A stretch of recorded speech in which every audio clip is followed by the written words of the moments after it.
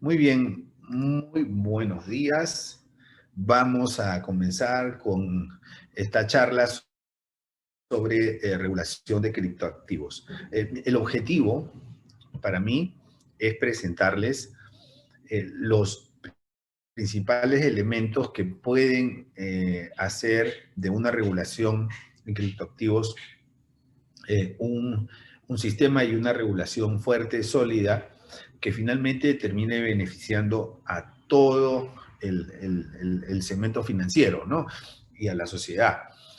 Entonces, ¿cuáles son, en mi opinión, los elementos importantes específicamente para criptoactivos que debemos de tomar en cuenta para poder implementarlos, ¿no? Porque esto ya se está poniendo en marcha, ¿no?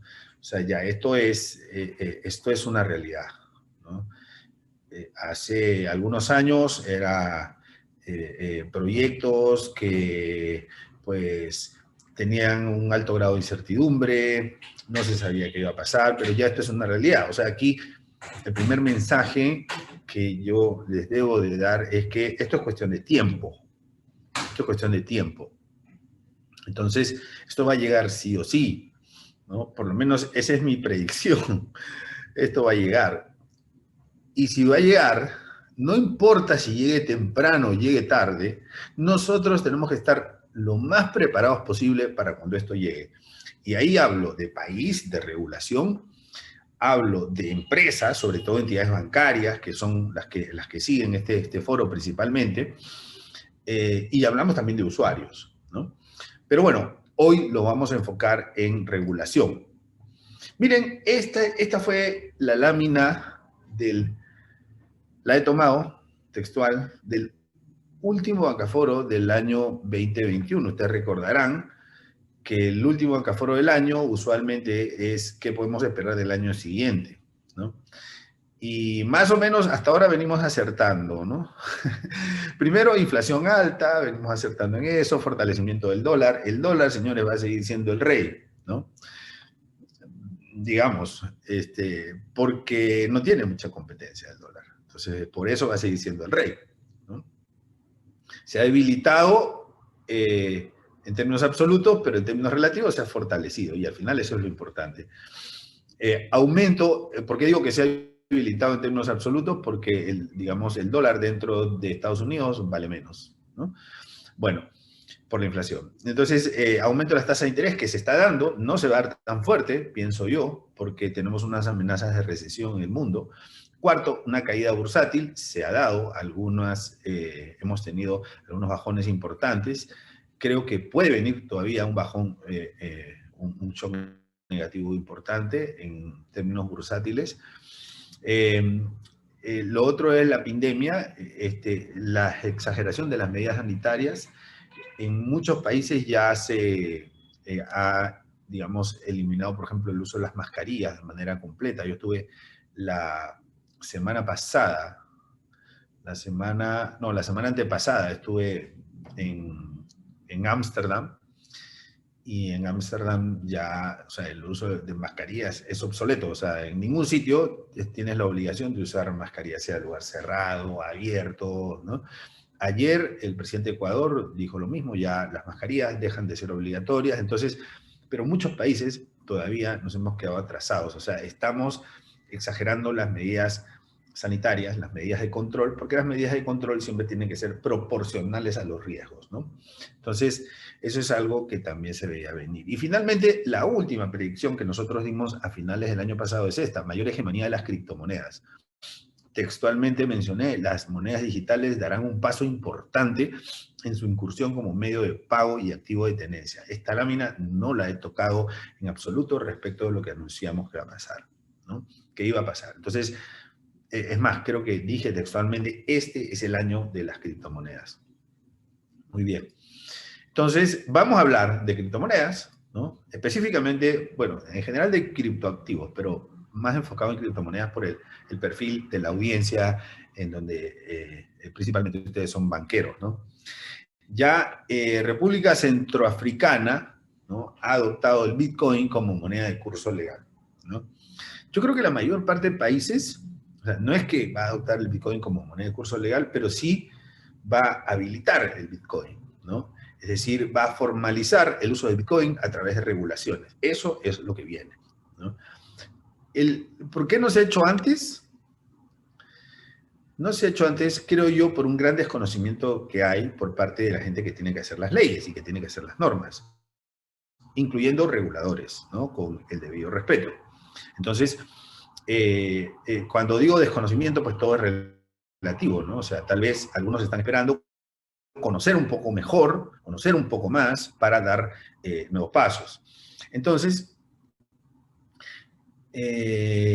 pero digamos, en un caso extremo tenemos los países que adoptan el Bitcoin como moneda de curso legal, o sea, una moneda específica de curso forzoso, ¿no? Y tenemos otros que, pues, simplemente te dicen, no es ilegal estos sistemas, nosotros los regulamos y tú puedes usar la moneda que tú quieras o la criptomoneda que tú quieras, ¿no? Siempre y cuando cumplas con estas condiciones de la regulación. Bien, yo les había mencionado que en Suiza ya esto se maneja casi como, no casi, realmente como un producto bancario, ¿no? Es un producto bancario adicional. Entonces, ya no tienes tus plazos fijos, tus ahorros, ¿no? Es decir, no tienes tu cuenta en criptomonedas y es en la criptomoneda que tú escojas dentro del portafolio que ellos tienen, ¿no? Bueno, dependiendo del banco también. Cuba, bueno, ustedes saben que Cuba tiene problemas, ¿no? Digamos, de moneda por todas las restricciones y por todas las sanciones que tiene. Y eso también hace un impulso para que Cuba adopte el uso de las criptomonedas en operaciones comerciales. Está regulado, ya hay una normativa, ¿no? La normativa, esto salió hace 4 días, creo que salió la normativa en la Gaceta Oficial de Cuba. La pueden revisar, está disponible en internet. Y fíjate que básicamente son las necesidades las que empiezan a forzar a los países, ¿no? ¿Okay? Entonces, mientras se generen estas necesidades, los países empiezan a regular, pero al principio es por necesidad, ¿okay? No por conveniencia. Pero poco a poco eso va aumentando, otros países van viendo y otros países también van incorporando el uso de las criptomonedas por conveniencia, no necesariamente por necesidad, ¿no? Pero así se comienza, esos son los primeros pasos. Argentina, que como ustedes saben, está en un proceso de renegociación de su deuda y de compromisos con el Fondo Monetario Internacional, ¿no? Ha decretado cambios en la Casa de la Moneda, ¿no? Para acercarse al Bitcoin. Entonces, básicamente, ¿qué cosa ha cambiado, ¿no? Entonces, las funciones de la Casa de la Moneda ahora se han expandido también al Bitcoin. O sea, como ustedes saben, Argentina tiene una de las inflaciones más altas del mundo, ¿no? Y entonces eso los lleva a ver alternativas distintas a la emisión monetaria tradicional. Entonces, nuevamente, son las necesidades, ¿no? Pero ese es, digamos, al principio, así se comienza. Después vienen, digamos, viene la propia maduración de la regulación, ¿no? Y se establece en esta nueva reglamentación que el organismo, o sea, la Casa de la Moneda, podrá encargarse de la administración e investigación de la tecnología Bitcoin, ¿no? Muy bien. Entonces, eso abre las puertas a que Argentina sea un país que también o permita el uso de las criptomonedas o incluso la pueda usar como moneda de curso legal. O sea, ¿qué significa eso? Que es obligatorio en los comercios aceptarlo, así como aceptan la moneda respectiva, ¿no? El peso argentino en ese caso. Bueno, Brasil está... Y esta es una noticia importante, ¿no? Porque Brasil está dando pasos importantes. Ya el proyecto de ley está muy avanzado, ¿no? Que se llama Let Bitcoin, ¿okay? Esta noticia es del 27 de abril, o sea, antes de ayer. Está a punto de poder convertirse en ley Y por el tamaño que tiene Brasil, esto va a marcar un hito importante. Claro, los que son traders van a decir, va a subir el Bitcoin. Claro que va a subir el Bitcoin. O sea, digamos que es lo más probable, ¿no? Muy bien. ¿Qué más tenemos? Esta es una ley que pues, está bien alineada con las recomendaciones de Gafi, ¿no? Hay dos grandes riesgos en la regulación de las criptomonedas. Esos son, primero, el tema del lavado de activos, origen de fondos, para decirlo concretamente, ¿no? Y el uso de estos instrumentos como mecanismos de lavado, ¿no? Entonces, lamentablemente hay un estigma en pensar que los bitcoins o las criptomonedas son dinero de los malhechores, ¿no? Y eso en realidad no es así.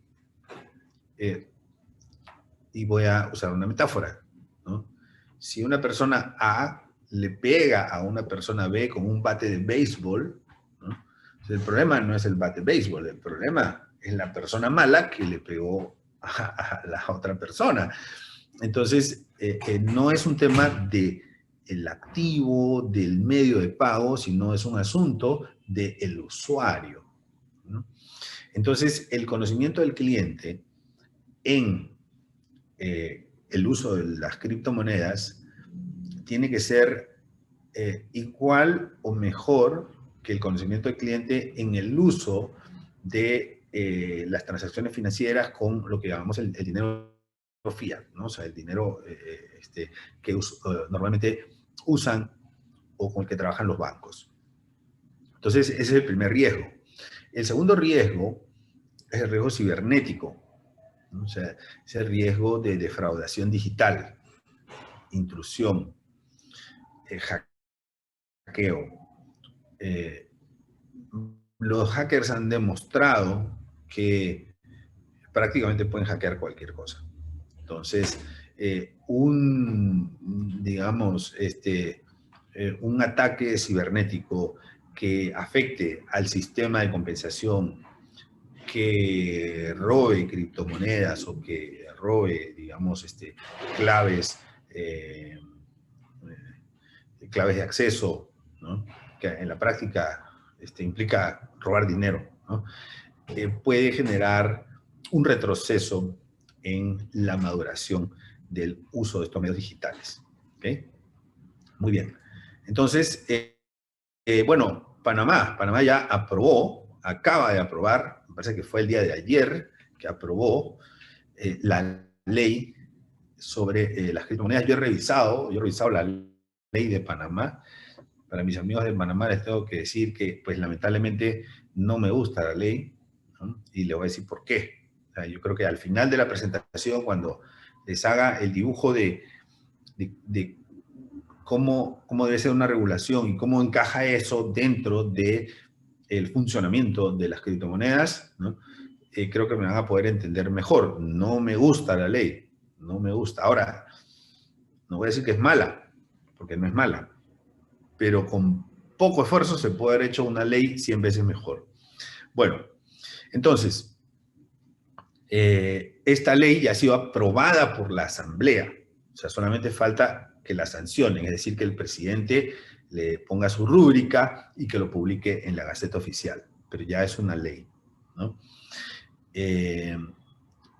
Y al final les voy a resumir la ley, les voy a decir básicamente por qué no me gusta, pero porque primero quisiera hablarles del marco, digamos, de funcionamiento o del marco, cómo debería ser un marco regulatorio, ¿no? Muy bien.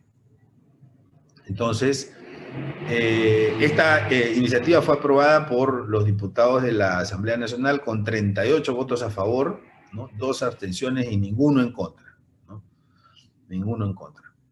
Bueno, perfecto.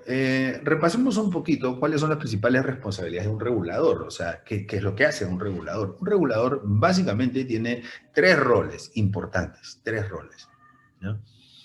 Entonces, en la medida en que él cumpla con esos 3 roles, pues va a estar haciendo bien lo que tiene que hacer.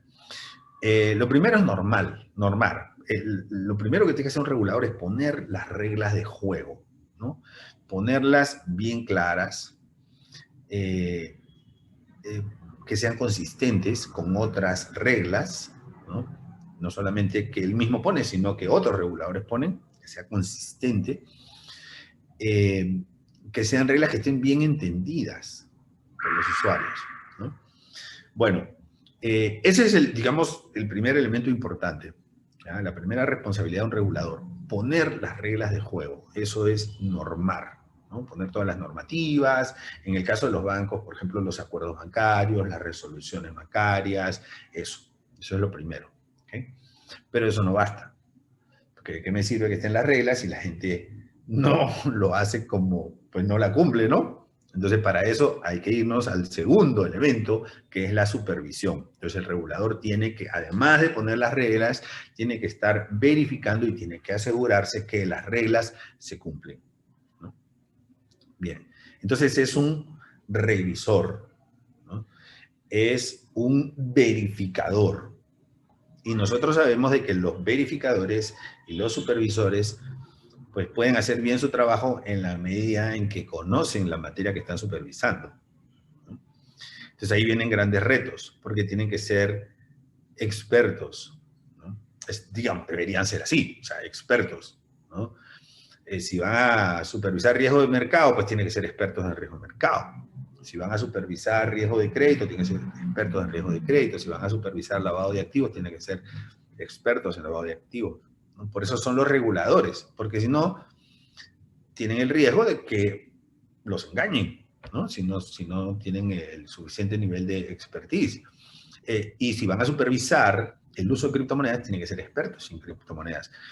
Bueno, entonces ahí tenemos unos retos importantes. La supervisión. Y el tercer reto, perdón, la tercera responsabilidad que tiene un regulador es sancionar. ¿Por qué? Porque obviamente, o sea, pues nada es perfecto en la vida y habrán algunas entidades reguladas que no cumplan las reglas, ¿no? Por acción, por omisión, por error, con buena fe o mala fe, habrá alguien que incumpla, ¿no? La regulación. Y ahí toca sancionar, ¿no? Entonces las sanciones tienen una serie de criterios. Yo tengo una corta temporada de 1 año como regulador en Perú, entonces aprendí un poquito de esto, porque a mí me tocaba sancionar, ¿no? Entonces, elementos como la intención, o sea, uno tiene que evaluar cuál es la intención, ¿no? O sea, estos señores, pues se les fue de casualidad un archivo, no tuvieron intención de incumplir la normativa, eso es lo que uno tiene que evaluar, ¿no? Si hubo intención o si no hubo intención, ¿no? La otra cosa que uno también tiene que evaluar en un análisis de sanciones es la reincidencia, ¿no? O sea, no es lo mismo el que lo comete por primera vez que el que reincide, ¿no? Y tercero, la materialidad y la gravedad, ¿no? O sea, no es lo mismo que una entidad regulada que tiene 30 días para responderle a un cliente por reglamento, se demore 33 días y se pase 3 días, no es lo mismo eso que incumplir, por ejemplo, un ratio de liquidez mínima, ¿no? No es lo mismo. Entonces, o un ratio de patrimonio mínimo, ¿no? O sea, eso es muy diferente. Entonces, el nivel de gravedad de la falta también es otro elemento que se considera, ¿no? Muy bien. Entonces, si todo esto nos lleva a que los reguladores, no solamente hablando del tema de criptoactivos, sino los reguladores en general, tengan que tener, digamos, algunas características, ¿no? Y dentro de esas características están las siguientes. Dentro de esas características están, primero, la autonomía. Un regulador tiene que ser autónomo, ¿no? Que es algo que no se está dando en el caso de Panamá. Ahora lo voy a explicar, ¿no? Entonces, un regulador tiene que ser autónomo, ¿no? No debe depender de otros. Cuando un regulador depende de otros, ¿no? Empiezan los problemas, empiezan las lentitudes y obviamente los conflictos de intereses. Entonces, un regulador tiene que tener una autonomía. En Panamá, autonomía tienen la superintendencia de bancos, la superintendencia del mercado de valores, la superintendencia de seguros, pero Por ejemplo, antes la superintendencia de seguros no tenía autonomía, porque dependía del Ministerio de Comercio e Industrias, del MISI. Entonces, se le dio, con un buen criterio, autonomía a la superintendencia de seguros. Entonces, ese tema es importantísimo, ¿no? Porque cuando eres un departamento de un ministerio, pues lamentablemente, y ustedes saben cómo funcionan los ministerios, con el debido respeto, la burocracia es grandísima, los procesos son lentísimos y la toma de decisiones no fluye, y un regulador tiene que saber o tiene que poder tomar decisiones para normar, supervisar y sancionar de manera rápida, ¿no? Porque, digamos, en la rapidez está, digamos, la rapidez y en la prontitud, ¿no? Está la eficacia. Luego, tenemos que un regulador debe tener recursos suficientes, ¿no? O sea, lamentablemente es así, o sea, se necesita personal capacitado, se necesita infraestructura, se necesitan sistemas de vigilancia, se necesitan recursos, ¿no? Si no hay recursos, no se puede contratar a gente, no se pueden comprar herramientas y sistemas, y la cosa se pone mucho más difícil. Entonces, tiene que haber también personal competente. Esa parte, este punto 3 es fundamental, personal competente, ¿no? Porque al final, todo este trabajo de normar, supervisar, sancionar, lo hacen personas. Entonces, para mí, de acuerdo con mi criterio, el elemento más importante aquí son las personas. Y tienen que ser personas que conozcan, que tengan competencias.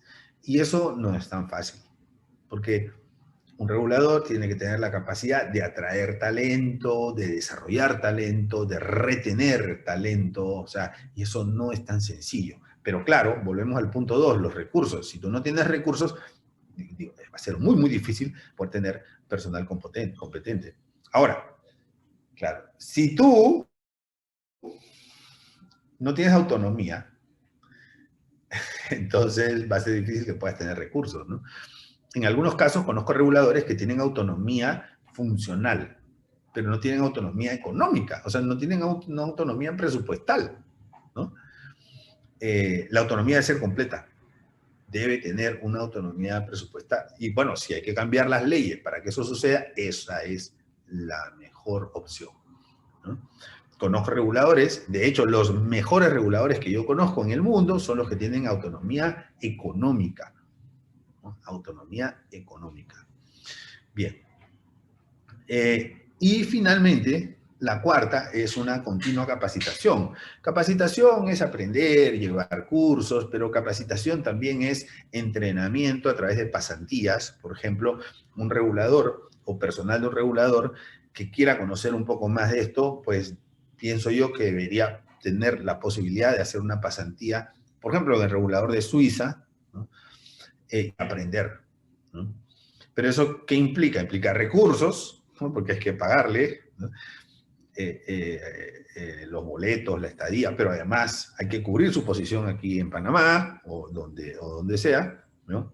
Implica recursos, implica también competencias, porque si la persona no sabe inglés o tiene algunas limitaciones de idioma, entonces pues va a ser difícil que pueda ir a hacer una pasantía en Suiza o en algún otro lugar. Entonces, pero estas son las 4 condiciones fundamentales para que un regulador tenga mayores probabilidades de ser mejor regulador, ¿no? Estas son las 4 cosas. O sea, un regulador tiene que trabajar 2 lados. El lado izquierdo, que es hacer bien su trabajo en normar, supervisar, sancionar, y el lado derecho, ¿no? Que es lo que yo llamo afilar el hacha, ¿no? Trabajar su autonomía, tener recursos suficientes, tener personal competente, la capacitación, o sea, los 2 últimos son más fáciles, ¿no? La autonomía y los recursos a veces no dependen de ellos, pero hay que trabajar, hay que persuadir, hay que ser agentes generadores de cambio, ¿no? Y eso implica que el regulador tenga que moverse para buscar una mayor autonomía y mayores recursos. ¿Okay? Bueno, entonces, con esa antesala, que son las características de un regulador, bueno, ¿cómo regulamos las criptomonedas? Entonces, normalmente nosotros tenemos clientes, aquí están nuestras cuentas bancarias en nuestra entidad, nuestro banco, el banco en donde nosotros trabajamos, ¿no? Entonces, ¿cómo llega el dinero? ¿Cómo llega el dinero a nuestras cuentas? Llega de otras cuentas, de otros bancos o de otras entidades, ¿no? Llega a través de los negocios que hacen los clientes, ¿no? De los negocios llegan directamente a nuestras cuentas, si son clientes, o a veces se van a otras cuentas y de esta manera hacen como una etapa previa antes de que lleguen a las cuentas de nuestra entidad. También a través de activos no financieros. Activos no financieros. ¿Qué cosas son activos no financieros? Inmuebles, por ejemplo, ¿no? A través de inmuebles, a través de algunos derechos de marca, cosas de ese tipo. No son activos no financieros, ¿no? Llegan directamente a las cuentas bancarias. O sea, el que vende una propiedad, el que alquila una propiedad, el que recibe una regalía, ingresa su dinero en sus cuentas bancarias. Y a través también de activos financieros. O sea, el que vende bonos, valores, acciones, ¿no? O el que, pues, tiene algún tipo de activo financiero que trae a nuestra entidad, también contribuye, y estos son como que los orígenes. Este es el modelo tradicional, pero ese modelo se está modificando con la incorporación de las criptomonedas, porque ahora el dinero en los negocios, ¿no? Puede llegar en criptomonedas. O sea, los negocios pueden vender en criptomonedas. Los activos no financieros, ¿no? O sea, una obra de arte o un vehículo o una casa se pueden vender en criptomonedas. Y los activos financieros obviamente se pueden convertir en criptomonedas porque la gente puede comprar criptomonedas, ¿no? O sea, hoy en día uno entra a internet, ¿no? Abre una cuenta en un wallet y compra criptomonedas. El tema es que hoy en día, entonces, ya no solamente viene el dinero a nuestra entidad de estas fuentes, que son otras cuentas bancarias, negocios, activos financieros, sino también a través de una modalidad, digamos, adicional, que son las criptomonedas. ¿Ok? Muy bien. Entonces, ¿cómo funciona esto? Fíjense, aquí están las cuentas bancarias, ¿no? Están las cuentas bancarias. Con estas cuentas bancarias, si yo quiero comprar criptomonedas, entonces, como les decía, abro una cuenta en un wallet. No he puesto nombres porque para no, prefiero abstenerme de poner nombres propios, ¿no? Pero, ¿qué cosas son los wallets? Los wallets son estas plataformas que te permiten tener una cuenta virtual, una cuenta digital, y que te permite comprar criptomonedas. Entonces tú puedes comprar cualquier criptomoneda, Bitcoin, Ethereum, cualquier criptomoneda tú puedes comprar a través de el wallet, ¿no? Entonces el wallet es digamos, es el primer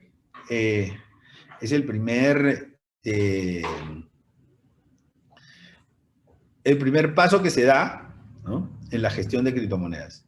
O sea, ¿por qué? Porque aquí están las cuentas bancarias y esto ya está regulado. Entonces, el primer paso es que se vaya ese dinero a los wallets. Ya cuando entra en los wallets, ya el dinero del sistema financiero ha salido y se ha ido a, digamos, una billetera digital, ¿no? Entonces, fulanito de tal, que tenía dinero en cuentas bancarias, hoy día tiene dinero en criptomonedas. ¿Qué hizo?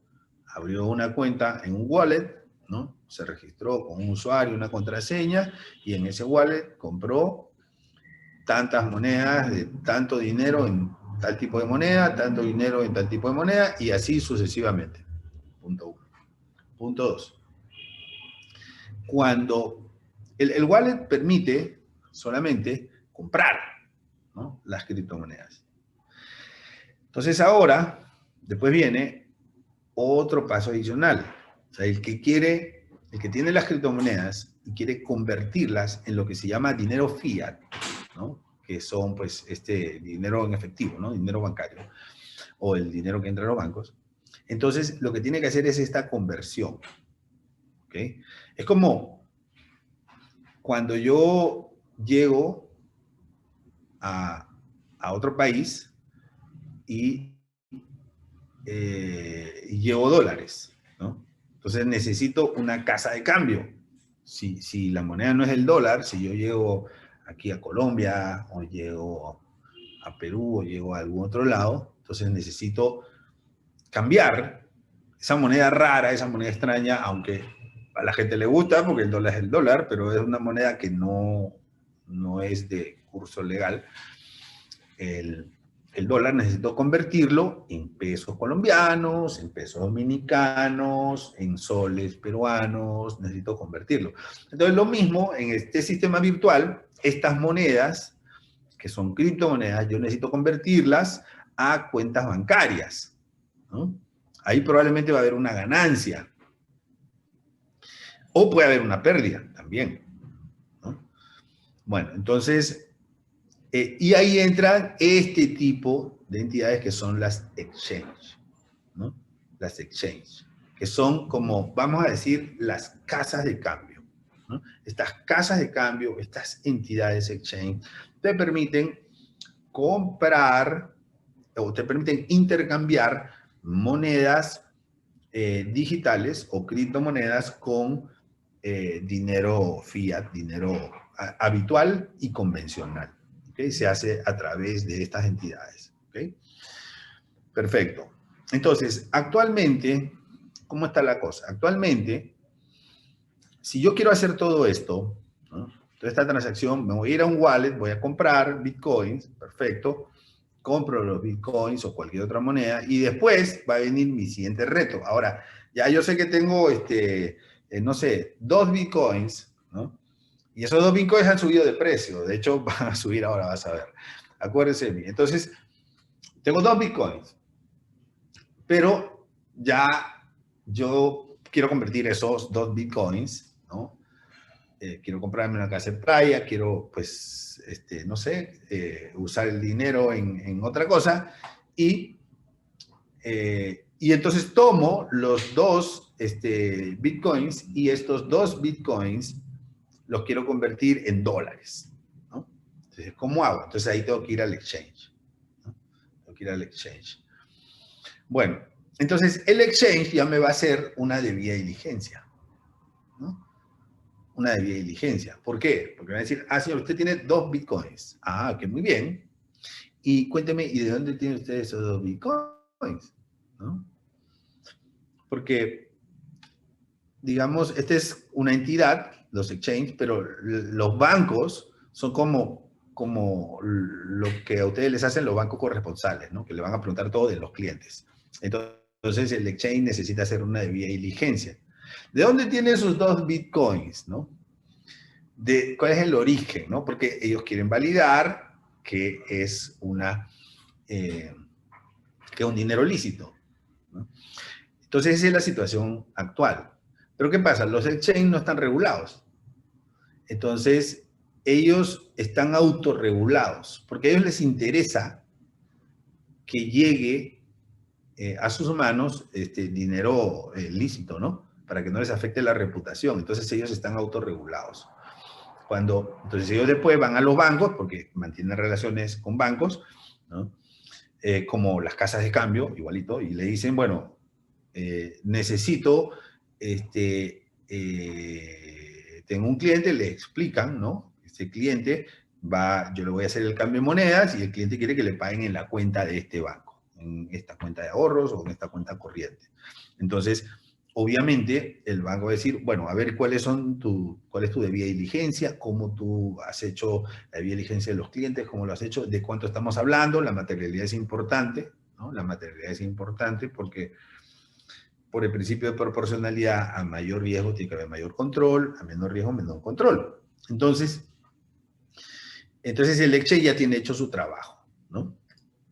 Y como el exchange hace una debida diligencia para fines de lavado de activos y debería hacer una buena debida diligencia, entonces el banco le permite que el dinero entre. Ahora, algunos bancos podrán tener una política conservadora Así como hay bancos que no le abren cuenta a casinos, a casas de empeño, a casas de cambio, algunos dicen yo no abro cuentas de exchange. A mí no me vengas con eso, yo no asumo esos riesgos, ¿no? Pero hay otros bancos que te dicen, bueno, yo sí asumo los riesgos, porque yo sé que esto viene y me tengo que ir preparando y tengo que ir aprendiendo, ¿no? Con mucho cuidado, ¿no? Y pues muy selectivamente, pero necesito ir avanzando, porque al final eso viene, o sea, eso está claro que eso viene, ¿no? Entonces, el banco le va a decir muy bien la debida diligencia, toda la documentación, y la debida diligencia que hace el exchange termina siendo igual o mayor que la debida diligencia que hace el banco. Igual o mayor, ¿no? Entonces, con eso el banco se siente tranquilo y entonces acepta los fondos. Entonces, cuando se trata de regular, se trata de regular todo esto, ¿no? Todo esto. ¿Ok? Bien. Yo soy de los que piensan que tiene que haber un solo regulador para los wallets, o sea, que son entidades, porque son personas jurídicas, ¿no? Son sociedades virtuales, no pasa nada, porque aquí estamos en el mundo de la virtualidad, ¿no? Entonces, virtuales, pero tienen que ser sociedades reguladas. ¿Okay? Los exchange también tienen que ser sociedades reguladas. Los dos tienen que ser regulados, ¿no? Eso va a fortalecer uno de los dos principales riesgos que les he comentado. El principal riesgo, lavado de activos, ¿no? Y el segundo riesgo, que es riesgo cibernético, ¿no? Entonces, esos dos tienen que tener regulaciones y reglamentaciones específicas y tienen que pasar por todo el proceso de normatividad, supervisión, sanción, o sea, todo eso. ¿Okay? Entonces, aquí se necesita un buen regulador. Y eso es importante. En la medida que haya un buen regulador, vamos a tener un sistema mucho más fuerte, mucho más creíble, que genera mucho más confianza. La palabra clave aquí es confianza. Yo estoy casi seguro que muchos de ustedes no han hecho inversiones en criptomonedas por falta de confianza. Y mucha gente. Entonces, si queremos que esto realmente funcione, si queremos que esto realmente funcione bien, tenemos que inyectar confianza. Para inyectar confianza, el primer paso que es fundamental, es tener un buen regulador. Y el regulador tiene que cumplir con esas funciones, ¿no? Normar, supervisar y sancionar a estos dos grupos de entidades, ¿no? Que son los wallets y que son los exchanges. Esos dos. ¿Okay? Bueno, le pueden poner el nombre que sea, ¿no? O sea, aquí en Panamá le han puesto un nombre a entidades que están reguladas y ahora voy a hablar de Panamá porque yo les decía, tiene que ser un buen regulador. En mi opinión, por ejemplo, en Panamá debió haber sido la Superintendencia de Bancos, ¿no? Debió haber sido. Para eso está la ley, para que la ley, que cuando sale con nivel de ley, puede darle competencias al organismo regulador, cuando sale con nivel de ley, ¿no? Entonces, pero en Panamá el regulador es la Dirección de Empresas Financieras. La Dirección de Empresas Financieras es un departamento o una dirección del Ministerio de Comercio e Industrias. Entonces, ese es el gran problema que tiene el caso panameño, ¿no? Porque el departamento o la dirección de empresas financieras, que es la misma que regula empresas financieras que no captan dinero del público, sinceramente, en mi opinión, no tiene las capacidades, no tiene los recursos y no tiene la autonomía y no tiene actualmente la preparación para hacerse cargo de la regulación de estos dos grupos de entidades, de un producto que es sumamente novedoso, especializado y delicado además. Delicado.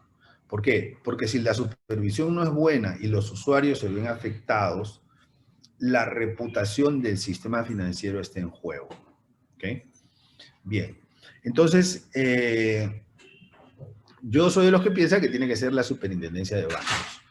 En el caso de Panamá se le ha dado ese rol a la dirección de entidades financieras, que pienso que es un error, porque la dirección de entidades financieras no solamente otorga licencias y hace algunas regulaciones muy ligeras para empresas financieras que son aquellas que no captan. En Panamá las financieras no pueden captar dinero del público.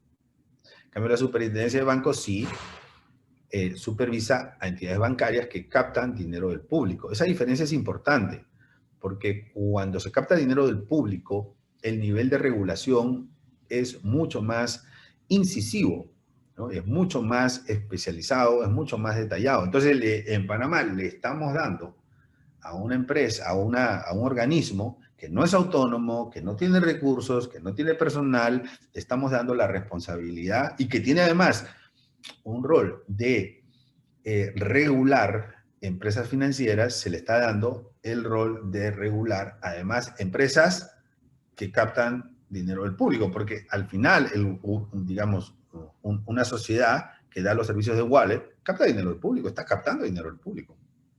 En el fondo es eso, ¿no? Y el exchange lo que hace es intercambiar dinero que proviene de fondos del público. Entonces, lo que sí le da la ley panameña es a la superintendencia es la potestad, la facultad y la responsabilidad de regular en temas de lavado de activos, porque los considera sujetos obligados, ¿okay? A estas entidades que pueden hacer estas dos cosas, le da la facultad a la superintendencia de bancos por considerar los sujetos obligados de hacer la supervisión, la normatividad, la supervisión y la sanción en temas de lavado de activos, ¿no? Solamente en ese tema. Pero en temas de funcionamiento general se requieren reguladores fuertes. Y además, porque en mi visión, estos productos, ¿no?, van a quitarle un gran pedazo a la banca, un gran pedazo del pastel. Le van a quitar un gran pedazo del pastel a la banca. Eso es lo que va a pasar. Lamentablemente va a ser así, lamentablemente para los bancos. Entonces, si yo fuera banquero, menos mal que no lo soy, si yo fuera banquero, lo que haría sería, mira, yo no voy a dejar que me quiten un pedazo. O sea, yo pongo, o sea, incorporo, porque estos son productos y servicios digitales novedosos, ¿no? Tanto que se preocupan los bancos en que vamos a innovar y que creemos nuevos productos, y ya están los productos. O sea, solamente tienes que incorporarlos, ¿no? Incorporarlos, ¿qué implica? Implica que tú como banco, tú puedes tener tu propio exchange, ¿no? Y tienes que hacer el trabajo, o sea, un buen trabajo, como lo tiene Suiza, por ejemplo, ¿no? O sea, ellos tienen su propio wallet, su propio exchange, ¿no?, desarrollado internamente. Cuando digo propio, puede ser con el nombre del banco o puede ser con otro nombre, no importa, pero al final lo que importa es que el negocio se quede en casa, ¿no? Entonces, pero bien hecho. Entonces tú puedes tener más confianza y te puedes sentir más seguro de entrar en estos nuevos productos digitales que son el futuro y en donde si tú das los primeros pasos, vas a dar pasos muy, muy grandes y vas a sacarle una gran ventaja al resto de competidores. Los bancos más tímidos, y voy a decirlo concretamente, los bancos más conservadores, por querer ser conservadores, van a tener grandes dificultades en adaptarse al nuevo orden del sistema financiero, porque aquí se viene un nuevo orden en el sistema financiero, ¿no?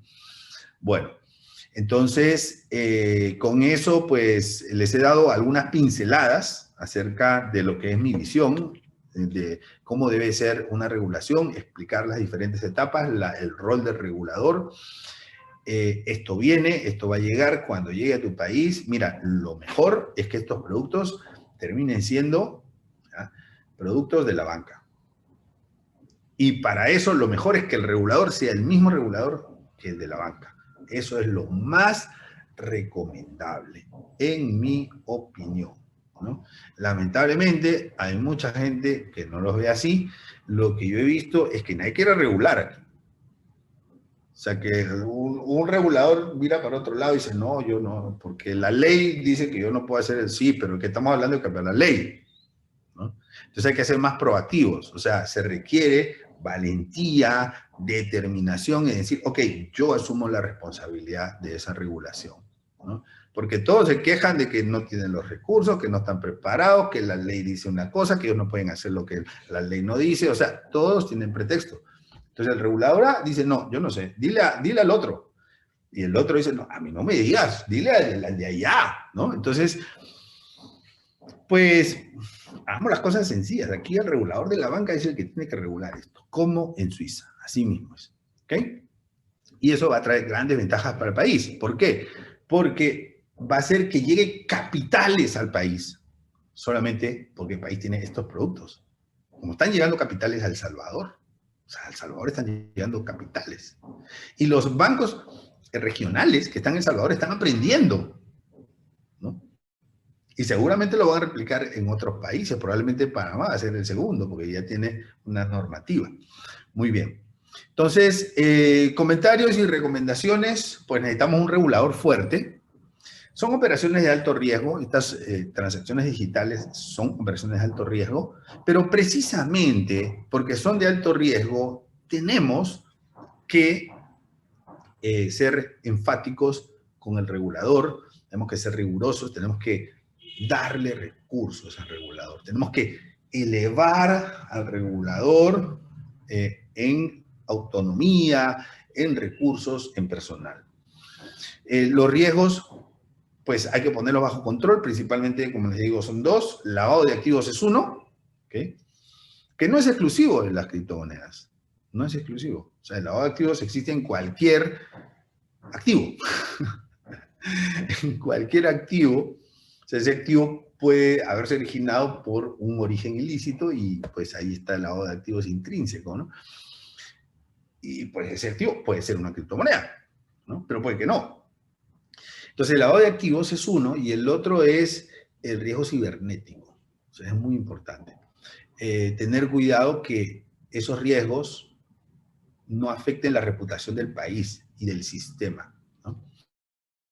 Entonces, el otro problema que yo veo en Panamá es que hay un alto conflicto de interés del Banco Nacional, porque la regulación de la compensación de pagos, que vendría a ser como la Cámara de Compensación de los exchange, está a cargo del Banco Nacional de Panamá.